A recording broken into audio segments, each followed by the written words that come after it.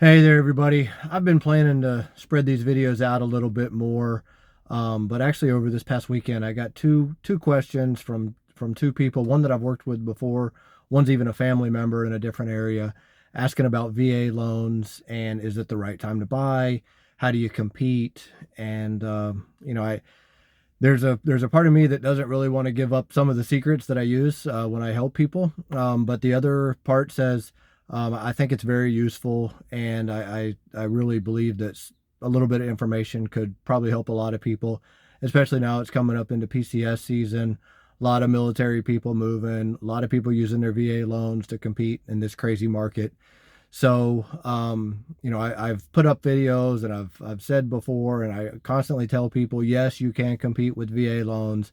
And then, they come back to me and say, well, I tried to compete with a VA loan, it didn't work, or compete anyway in any kind of loan. Um, so today I wanted to give some actual examples of ways that we have used VA loans, particularly to compete with cash, with conventional loans, with higher offers, and they all work. Now there definitely be the detractors out there that say you can't do that, or you shouldn't do that, or it's not going to work, or there's a reason why it won't work in my case. Fine. It worked in my case, and it's worked for people that I've helped. So you're definitely able to choose the information that you want to follow, and this is what's worked for me. So, and obviously your risk tolerance may be different too. So in my particular case, and people that I've helped have used, and I'm gonna give three examples. um, One, competing with a VA loan used to compete with conventional, bidding war, uh, was not necessarily the highest bid, but definitely up there, I'm sure. But the thing that set us apart in this case, it was for a military friend of mine, an Army veteran that I worked with. He moved to my area. He was asking about selling or buying a house, and this is what we did, and it worked for him. So we made three offers. Actually, we made four offers on four different homes, all at the same time. We knew that some of them had different deadlines for when they were going to get accepted, but if we didn't get the offers in, then we wouldn't have an opportunity for any of them. So right there is one thing that a lot of agents won't do. You've got to make sure that the contract is there, that you time it right, and that you know when your expiration times are, so that if you get another offer accepted, you know to go withdraw those first offers. Um, so that was one part of it. The other part was to make part of the initial deposit immediately non-refundable. So in this case, it was actually, I don't remember exactly what the full deposit was. I believe it was $4,000 was going to be the full deposit, but I do remember that $1,000 was immediately non-refundable just for getting the offer signed and agreed to by the sellers. So that means that even if they would have backed out or needed to back out, or their loan wouldn't have went through or anything else, there was $1,000 uh, deposit there that the sellers were going to get for accepting that offer. Um, Now they made other offers. They knew that there was a chance of that one getting accepted. They knew that there was a chance of losing that $1,000, but in their case, it was worth it to them. The risk was there, and they were willing to take that risk that maybe they'd get two offers accepted, maybe they lose that $1,000 and go on. Well, at the end of the day, through the offers that we made and the way we structured them, we got three of the four offers accepted. They were able to pick the one that they wanted first, and then we just withdrew the other offers and moved on. So they closed, they live in their house, and they're doing good. Another one was a couple years ago, where a VA buyer was had a home to sell. They found another home. It was they were competing with cash, and the home that they wanted had a actually above price cash offer. There was a bidding war, and here we are with this VA loan trying to compete with that. So the thing that we did was that was actually the first time I used a non-refundable deposit. We looked at it ahead of time, before the inspection. We're very confident that this home was right for them, and that anything that actually did come up, the roof was good, it was structurally good. They knew that anything that would have came up later, they were willing to do. So they put a $5,000 non-refundable deposit right off the bat. So as soon as the seller signed, that deposit was gone. And one of the other things that we did in that same case was we wrote a letter. I know a lot of agents don't want to write letters, or a lot of other sellers agents don't want to accept them, but hey, this is what we did. We didn't write anything in there that would violate fair housing, so compliance issues. So we made sure that, the letter spoke to the loan. And in this case, we explained that, hey, yes, these are VA buyers. Yes, we're competing with cash, but hey, sellers, this deposit, $5,000 non-refundable, means a lot more as a percentage of net worth to these VA buyers than it is going to mean $1,000 that could be refunded to this cash offer that still has a 7-day contingency to back out after inspections. And they're going to come in there and ask for things to be fixed or changed.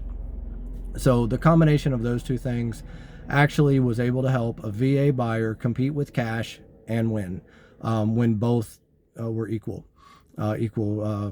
priced offers, both I think $5,000 above list price in that case. Another thing that we've done where we actually have, this is something I've done myself. I wrote a letter to the sellers explaining that it was a VA loan, we needed to move. But not only did I hope that they'd have a little sympathy for us for being, VA and, having that connection. We looked through the pictures of the listing and saw that there were military things on the wall. So we knew we were talking to a military member. We knew we were speaking the same language. But the thing in this case that really set us apart was we said, look, we know that you're getting other offers. We know that, you've got some even cash offers. We recognize that, but here's the thing. These cash offers can back out. These conventional offers, they've got 7 days to change their mind. We need a home because we have to move. It was, our time to move in, our PCS time, our, arrival time was coming close, and we did not have time to back out and go into a different home. So we actually completely waived the inspection contingency, and I don't recommend that in every case, but in this case, that's what we did. We completely waived the inspection contingency, and we also said that once we put that deposit down, and then we got to our loan approval time. So in other words, after the appraisal, we were to put down an additional deposit. So an initial deposit that was non-refundable. And then after the appraisal, because we couldn't waive the appraisal contingency in our particular financial situation at the time. So we kept the financing contingency and appraisal contingency, waived the inspection, offered the first deposit, later wrote a secondary deposit after the appraisal came in. That way, if our loan were to fall out, then the sellers had the ability to keep our deposit. We were very confident that it would work out, and it did. And I know there's people right now cringing. There's people saying, I'd never do that. That's crazy. It's irresponsible. That's your risk tolerance. And I understand that not everybody's in the same boat or has the same confidence level that I might have. But that's something that I've done for myself. I wouldn't recommend other people doing anything that I haven't done. And, those are some outside the box ways of thinking that just might get your offer accepted.